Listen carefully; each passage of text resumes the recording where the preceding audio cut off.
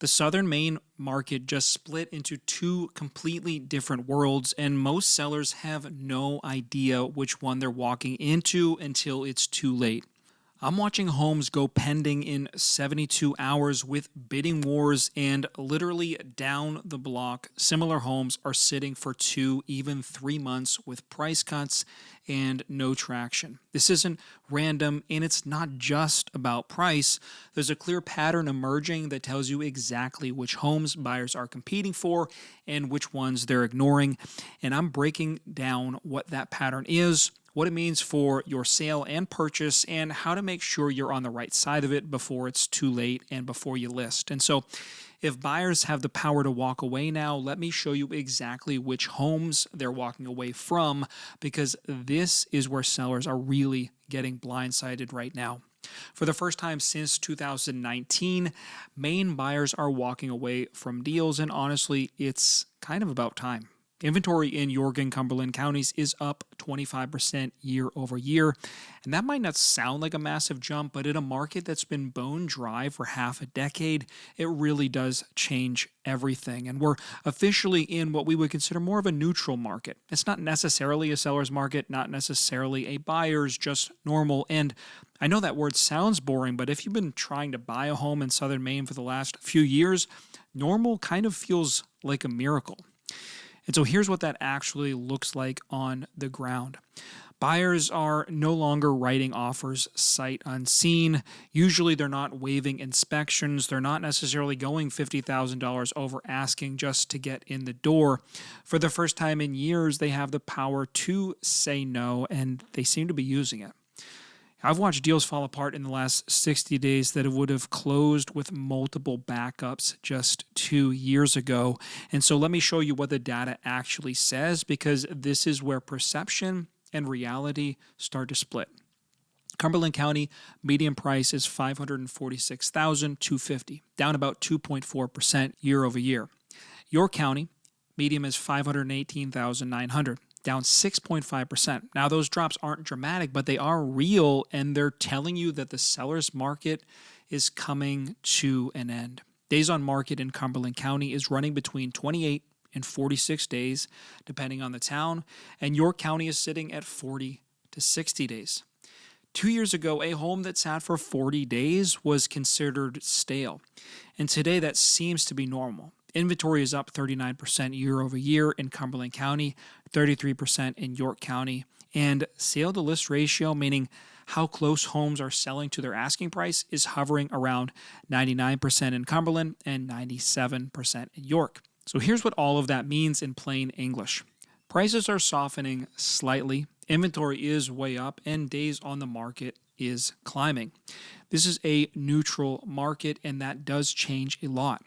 If you're a seller still expecting 2022 results, the numbers are screaming at you to adjust and get real. And if you're a buyer who's been sitting on the sidelines waiting for leverage, this could be exactly the moment to get into the market. Now, let me show you exactly what's sitting on the market right now, because this is where sellers are getting crushed and really don't even realize it yet. First up, the aspirationally priced home. Cumberland County's median days on the market is 46, and again, York is around 40 to 60. And so that means if your house is not under contract in 2 to 3 weeks, the market is trying to tell you something, and that something is usually that you're overpriced for the condition. I'm watching listings right now that have been sitting for 90, 120 days, and the seller keeps saying, we'll wait for the right buyer. And the reality is that buyer does not exist at the current price in the current market. Some sellers are still pricing it like it's 2022, and the market is screaming, I'm sorry, but no thanks. The second category that's dying on the vine is what I call the mid-range fixer-upper, and this is honestly the kiss of death right now. These homes that are, they need $50,000 to $100,000 in work, but they're priced like they're finished. Buyers see the dated kitchen, the worn floors, the list of projects, and they just walk away, because here's what's changed. Buyers today want two things. They either want a nice discount where they can add massive value, or they want a finished product where they can just move in and be done. The middle ground, the it's livable but needs love house, that's where deals right now are falling apart or just not coming together. And then there's the third red flag, and this one is hitting harder than most sellers realize: deferred maintenance. Old roof, aging furnace, damp basement, crack in the foundation. 2 years ago, buyers were waiving inspections and dealing with it later, but not anymore. In a balanced market, you cannot hide problems.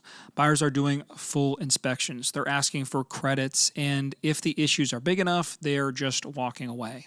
And so the lesson here is this: if your home falls into any of these three categories and you're wondering why it's not selling, it's not bad luck and it's not the market, it's the house, the price, or both.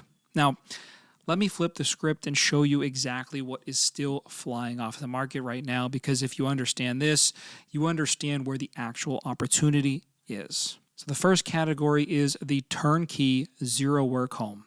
Fresh paint, updated kitchen, new systems, nothing deferred. These homes are getting multiple offers and selling at 99% or more of the list price. I had a listing in North Berwick in the last few months that checked all these boxes, and we had 3 offers in 6 days. So here's why that's happening. Renovation costs are still high and contractors are backlogged, and buyers today want what I call the lazy purchase, right? They essentially want to show up with a U-Haul and just be done. If your home gives them that, you're going to win in this market. The second category is the affordability sweet spot. York County's median price right now is sitting between $515 and $520, and the homes that are priced either at or just below, let's say $480 to $510, those homes are still moving incredibly fast, because that price range captures the biggest pool of buyers who are finally back in the game now that rates have settled around 6%. They got priced out 2 years ago, and now they're back and they're hungry and looking for their home.